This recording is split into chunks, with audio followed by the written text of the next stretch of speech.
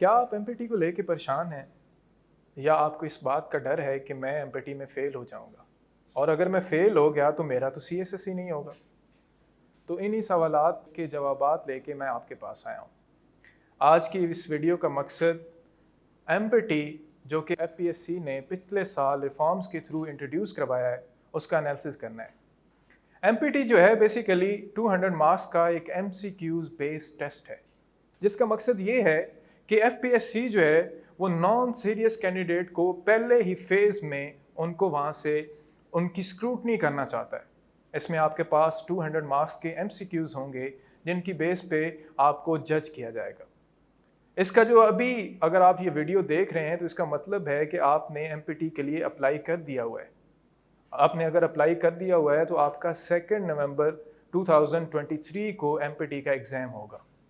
अगर हम इसकी मार्क्स की डिस्ट्रीब्यूशन देखते हैं तो इसमें सबसे पहला और अहम जो सेक्शन है वो आपके पास इंग्लिश का सेक्शन है। इंग्लिश में आपसे डिफरेंट चीज़ों के बारे में पूछा जाएगा और आपके पास एमसीक्यूज होंगे जिनमें आपकी सबसे पहले वोकैब है जिसमें सिनोनिम्स हैं, एंटोनिम्स हैं। देन ऑड वन आउट आपने वहाँ से क्या करना है, पिक करना है। देन उसके बाद जो पिछले साल एमपीटी में ज़्यादा क्वेश्चन पूछे गए वो आपके पास सेंटेंस स्ट्रक्चर और कॉम्प्रिहेंशन पे थे। देन उसके बाद इसमें सेंटेंस करेक्शन पे भी सवालात पूछे जाते हैं। तो जब आपने इसको प्रिपेयर करना है तो आपने क्या करना है कि 2000 से ऑनवर्ड जितने भी पास पेपर हैं उनको आपने सॉल्व करना है। इसके बाद आपके पास जो अगला मेजर पोर्शन है वो आपके पास जनरल साइंस एंड एबिलिटी का है। इसके भी दो आपके पास पोर्शन हैं, एक एवरीडे साइंस का है और एक जर्नल एबिलिटी का है। अब जर्नल एबिलिटी का पोर्शन इंग्लिश के बाद सबसे ज़्यादा पूछे जाने वाला पोर्शन है। इसमें आपसे आपकी जो बेसिक मैथमेटिकल स्किल्स हैं उनकी बेस पे आपको जज किया जाएगा, जिसमें आपके पास मैथ्स है, जिसमें आपके पास सम है, जिसमें आपके पास एज है, जिसमें रेशियो है, जिसमें प्रोपोर्शन है एंड ऑल दैट जो आप मैट्रिक तक मैथ्स करते रहें।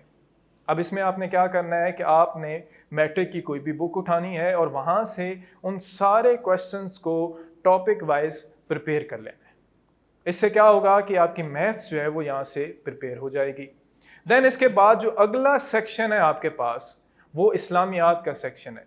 20 मार्क्स के एमसीक्यूज आपसे इस्लामियात के बारे में पूछे जाएंगे जिसमें आप चंद एक जो अहम डोमेन्स हैं जैसे life of holy prophet, then initial years में जो सारी डेवलपमेंट हुई जैसे जिहाद कब फ़र्ज़ हुआ, ज़कात कब फ़र्ज़ हुई, उसके बाद आपके पास दूसरी डेवलपमेंट्स जिसमें माइग्रेशन किधर हुई, गज़वे जो हैं वो कब लड़े गए, इनको आप प्रिपेयर कर लें। तो इस तरह आपका क्या होगा कि आपका ये वाला भी पोर्शन जो है वो अच्छे से आप इसको अटेम्प्ट कर पाएंगे।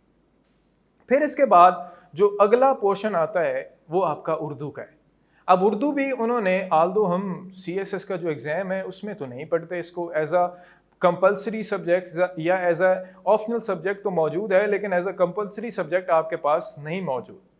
ठीक है, लेकिन फिर भी एफपीएससी ने 20 मार्क्स की उर्दू इंट्रोड्यूस करवाई है जिसमें वो जानना चाहते हैं कि एस्पिरेंट्स की जो कमांड है on the basic structure of Urdu, then उसके बाद उसकी ग्रामर और इससे रिलेटेड जो आपकी चीज़ें हैं उन पे कितनी है और उसकी बेस पे एस्पिरेंट को जज किया जाएगा।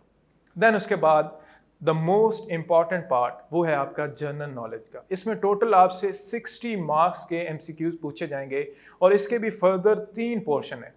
फर्स्ट वन इज आपका Pakistan affairs, second one is everyday science and third one is current affairs. अब इनको तीनों को बारी बारी अगर हम डिस्कस करते हैं तो आपने सबसे पहले पाकिस्तान अफेयर्स की जो प्री पार्टीशन डेवलपमेंट्स हैं लाइक फ्रॉम 1857 टू ऑनवर्ड 1947 वो आपने क्या करना है कि उनको प्रिपेयर कर लेना है सबको। फिर इसी तरह आपने 1947 से लेकर ऑनवर्ड 2022 तक अभी जो डेवलपमेंट हुई हैं उनको ग्रेजुअली जो जैसे जैसे इन ऑर्डर जो डेवलपमेंट हुई हैं उनको आपने प्रिपेयर कर लेना है। फिर आपने पाकिस्तान के रिलेटेड जो जनरल नॉलेज है लाइक पाकिस्तान में माउंटेन्स कहाँ पे हैं, रिवर्स कहाँ पे हैं, लाइक मोस्ट रिपीटेड क्वेश्चन और वो भी जो सीएसएस के पास पेपर में पूछे गए हैं आपने उनको मिनिमम जो पास 15 ईयर्स के पेपर हैं आपने प्रिपेयर कर लेना है। ठीक है, देन उसके बाद आपके पास आ जाता है एवरीडे साइंस। अब एवरीडे साइंस में आपके पास पूरा एक पेपर है जनरल साइंस एंड एबिलिटी का उसमें आपके पास इन्वायरमेंट के रिलेटेड MCQs भी हैं, दैन उसके बाद जो यूनिवर्स का स्ट्रक्चर है उसके रिलेटेड भी MCQs हैं, and all that so on and so fourth. तो आपने क्या करना है कि उस हर एक जो चैप्टर है उसको चैप्टर वाइज उसके MCQs प्रिपेयर कर लेने हैं और उनको रेफरेंस के तौर पे यूज़ करना है जो आपके पास पास पेपर का एनालिसिस होगा या पास पेपर में क्वेश्चन पूछे जाएंगे। सो इस तरह क्या होगा कि आपका ये भी पोर्शन जो है वो यहाँ से प्रिपेयर हो जाएगा।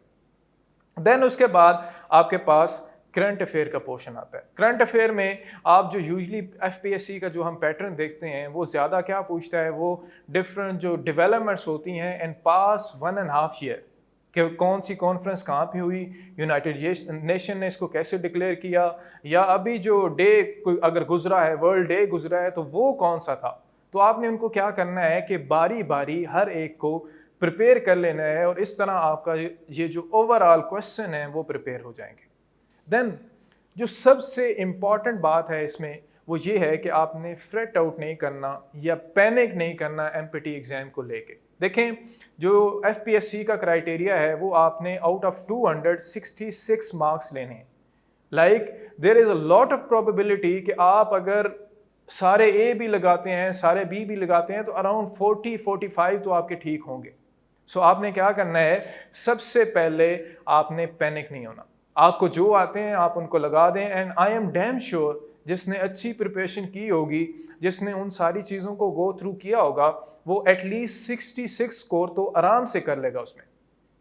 जब आप सारे वो लगा लेंगे, देन उसके बाद आप सारा पेपर कर लेंगे, तो देन उसको वहीं पे आपने एग्जामिनेशन हॉल में छोड़ के आ जाना है। आपने उस पर सोचना नहीं है, इर्द गिर्द किसी से बात नहीं करनी कि फ़लाँ का इतना स्कोर आ रहा है, फ़लाँ का इतना स्कोर आ रहा है।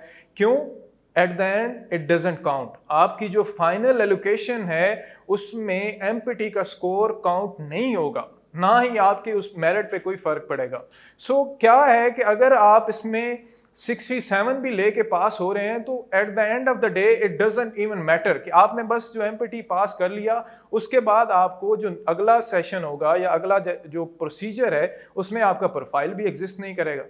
सो आपने इसको इतना ज़्यादा सीरियस नहीं लेना। आपने कोशिश ये करनी है कि जो पाकिस्तान अफेयर के पास पेपर्स हैं, दैन उसके बाद इस्लामियात के पास पेपर्स हैं, GSA के पास पेपर्स हैं, दैन उसके बाद जो आप मैथ्स की प्रैक्टिस कर रहे हैं, जनरल एबिलिटी की, उसको ज़्यादा से ज़्यादा करें ताकि आपका जब मेन एग्ज़ाम हो उसमें आपको ये कम्प्लीमेंट करे आपके उस जो 20 मार्क्स के MCQs आ रहे हैं हर एक सब्जेक्ट के, ताकि आपका इसमें स्कोर मैक्सिमम हो और ओवरऑल आपका जो स्कोर है वो ज़्यादा हो। इसके साथ ही मैं आपको एक और एडवाइस ये करूँगा कि MPT पे कम से कम फोकस करके आप ज़्यादा से ज़्यादा अपने मेन एग्ज़ाम की प्रिपरेशन करें।